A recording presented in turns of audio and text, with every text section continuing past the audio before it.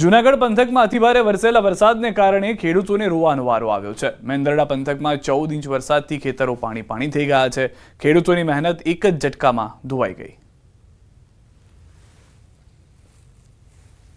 રાજ્યભરમાં જ્યારે સાર્વત્રિક વરસાદ છે, આ વરસાદ હવે સૌરાષ્ટ્રના ખેડૂતોને રોવડાવી રહ્યો છે। કારણ એ છે કે એક જ સાથે છેલ્લા 2 દિવસથી પડી રહેલા અતિ અનરાધાર વરસાદના કારણે લગભગ તમામ ખેડૂતો જે છે, જેને અહીંયા મગફળી વાવી હોય, સોયાબીન વાવ્યા હોય કે અડદનો પાકનું જે લણણી કરવાની બાકી હતી, પરંતુ એ હવે પાક નિષ્ફળ જવાની જે છે તે ભીતિ સેવાઈ રહી છે। આપ દ્રશ્યો જોઈ શકો છો, તમામ જે ખેતરો છે તે ખેતરોમાં હવે પાકમાં જે લીલોતરી જોવા મળતી હતી તે પાકમાં નુકસાન જોવા મળી રહ્યું છે।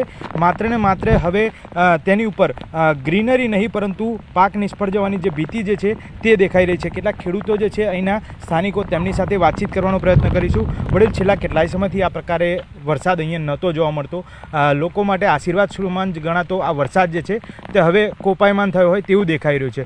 આ પાકની હવે શું સ્થિતિ છે?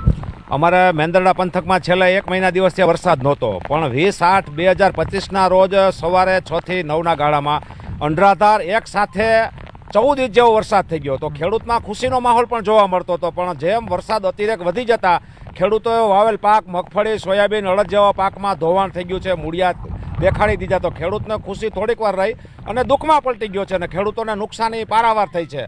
આવું નવું રહેશે તો ખેડૂતો બરબાદ થતા જાય છે। અત્યારે ખેડૂતો માટે આશીર્વાદ રૂપને વરસાદને બદલે અત્યારે આફતનો વરસાદ થઈ ગયો છે, જેથી કરીને ખેડૂતને પાયમાલી તરફ લઈ જાય એવું લાગે છે।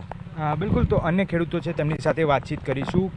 વડીલ, આપ પણ અહીંયા આગળ હાજર છો, જે રીતે છેલ્લા ઘણા સમયથી ખેતી કરી રહ્યા છો, આ વરસાદને કઈ રીતે જોઈ રહ્યા છો? કારણ કે હવે આફતરૂપ બની રહ્યો છે, અનેક વસ્તુઓ જે છે તે પાયમાલી ફરી સર્જાતી હોય, સરકારે શું તમને મદદ કરવી જોઈએ? કેવા પ્રકારનો સર્વે? થોડો ઘણો લાભ ઉઠાવવો જોઈએ। આ અતિ વરસાદની હિસાબે અતિવૃષ્ટિ થઈ ગયા, પાક નુકસાનકારક બધું થાય છે, ખેડૂતને હાલાકી અટાણે બેકાર છે બધી પોઝિશન દેખાય। છેલ્લો વરસાદ જ્યારે થયો ત્યારે અનેક પાળા તૂટી ગયા છે, આસપાસનો આ વિસ્તાર કયો છે? કઈ જગ્યાએ પાળા તૂટવાના સમાચાર આપણે પ્રાપ્ત કર્યા?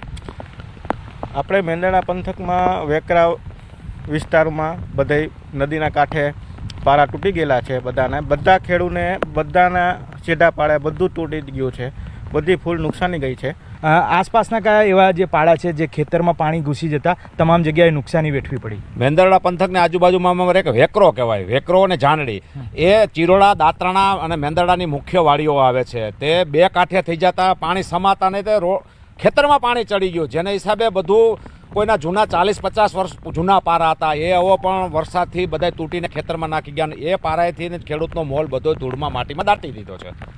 મુખ્યત્વે રામપરા, ગોધમપુર, દાત્રાણા, ચિરોડા અને મેંદરડા એવા વિસ્તારમાં બહુ મગફળીમાં અને સોયાબીનમાં નુકસાની છે, પાળા તૂટવાનો બંધારણનું બહુ। બિલકુલ, તો જે રીતે પાળા થયા તેના કારણે નુકસાની જે છે તે હવે ખેડૂતોને વેઠવાનો વખત આવ્યો છે। રાજ્ય સરકારને પણ એક જ માંગણી છે કે સત્વરે તેની જે છે સર્વે કરવામાં આવે અને આ સર્વેને અંતે ખેડૂતોને અંશતઃ રાહત થાય તેવા સમાચાર મળે તેવી રાહ જોઈ રહ્યા છે। કેમેરામેન હિરેન શાહ સાથે મૌલિક દામેચા, ન્યૂઝ 18 ગુજરાતી, મેંદરડા, જૂનાગઢ।